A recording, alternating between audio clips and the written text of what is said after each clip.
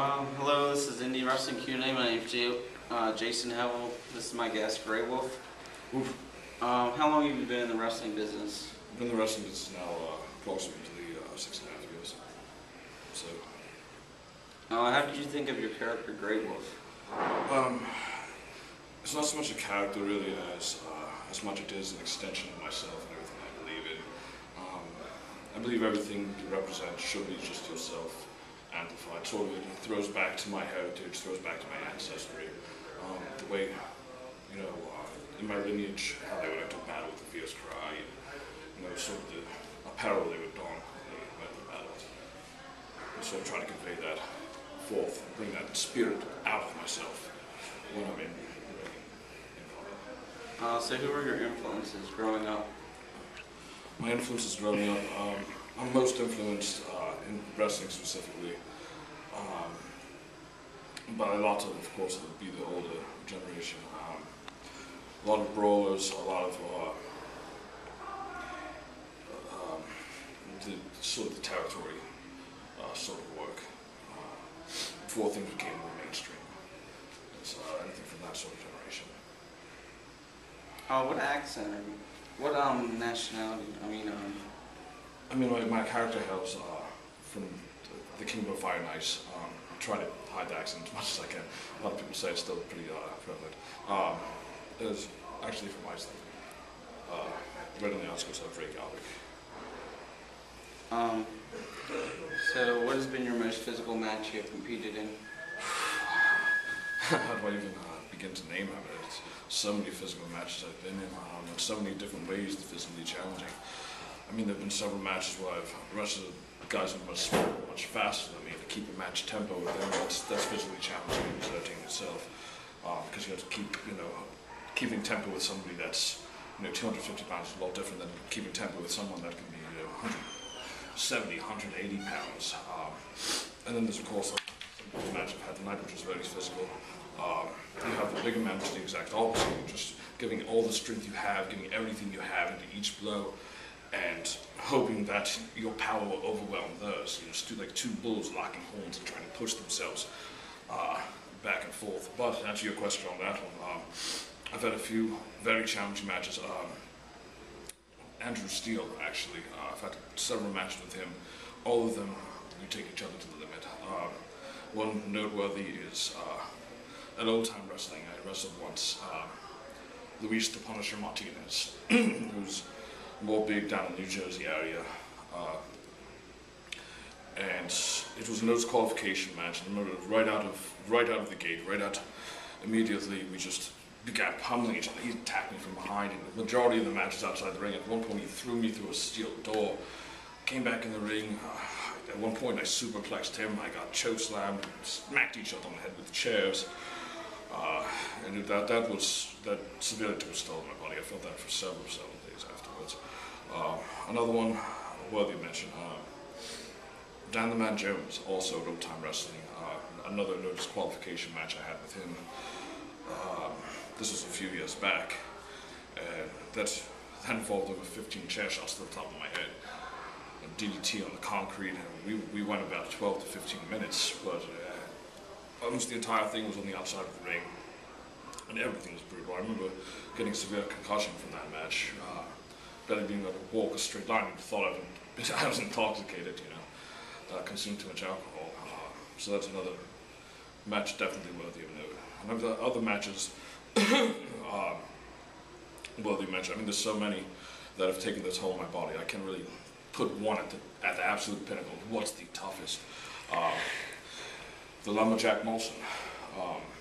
This was the first time I had wrestled for the SWO heavyweight title. And it was a dog collar match in Lancaster, Pennsylvania. And the match ended up ending. It was a four corners dog collar chained together, both of us bleeding by the end of the match.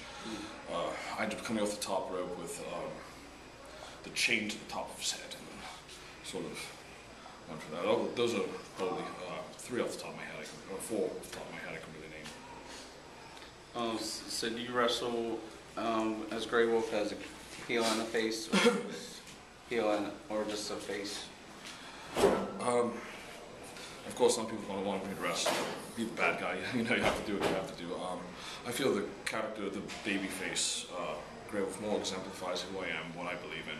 But we all have the evil side, we all have to bring out the evil side once in a while, and if I'm told to bring out the evil side, then that result means that I typically wouldn't use as myself, but something a villain might do. So yes, I wrestle as both a heel and a babyface. So, is there any wrestlers on TV that you got your, like, that inspired you to become, like, Greywolf? I actually really don't watch television at all.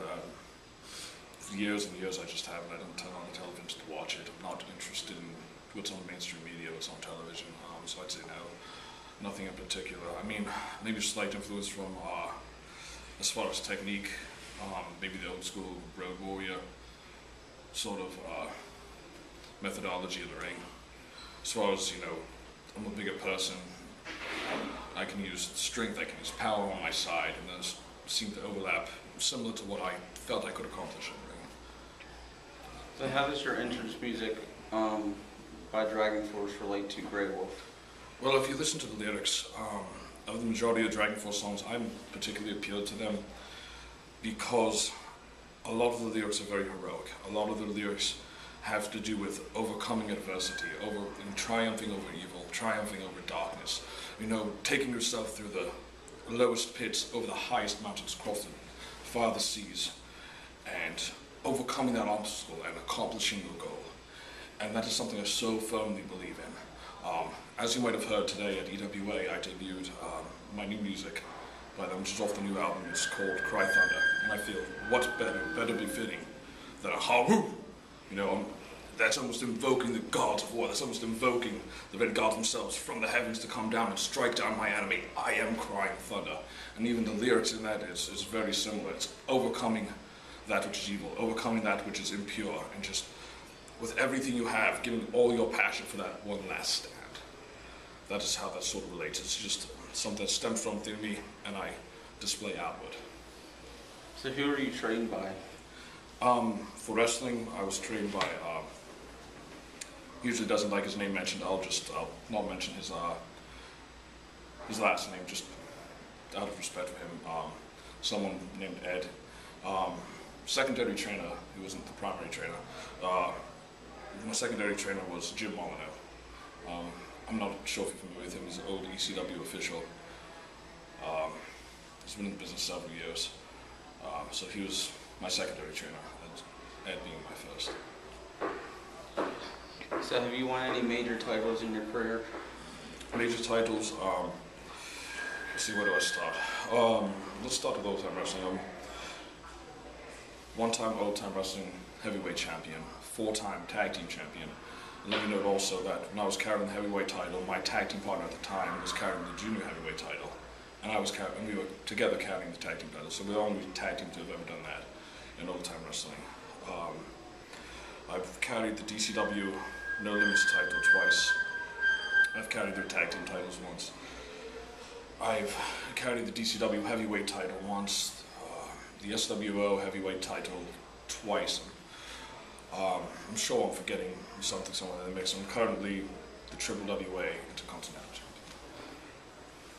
So where do you live far from Maryland? I live approximately 2 hours. Actually, right now I'm residing in New Jersey. So it's approximately a 2-hour drive from Maryland. So what other stuff do you do outside of wrestling? I do a lot of training. I train several times a day. I just keep my body, my mind in top physical condition. I do a lot of reading. And I spend time with my girlfriend. Do a lot of that when I have time. Of course, I do have to work like everyone else does, just to bring in some sort of money. But that's the majority of what I do in entertainment. Do you want to end it now? Because it's 9:30. Okay. Okay. So this is the false staff out of the video? Alright. And then, okay. Okay.